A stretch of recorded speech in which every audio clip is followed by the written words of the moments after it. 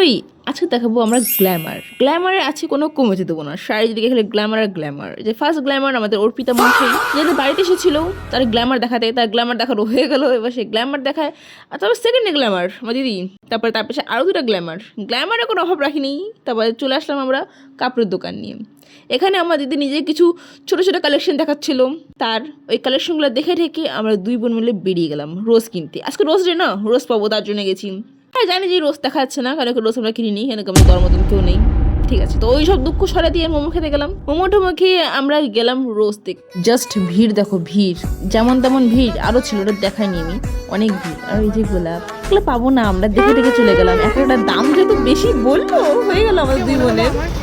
আমার জীবনে FLL বানানোর মতো এখনো কেউ আসেনি, তাই আমি ফুল পাইনি। তারপর ওই রোজ কেনার টাকা দিয়ে দুই বোনে জিলাপি খায়, ফুচকা খেয়ে বাড়ি। আর ফুচকার দোকানে জাস্ট ভিড়টা একবার দেখো, ভিড়, এতগুলা ভিড়ের মধ্যে যুদ্ধ করে আমরা ফুচকা খেয়ে বাড়ি চলে গেলাম।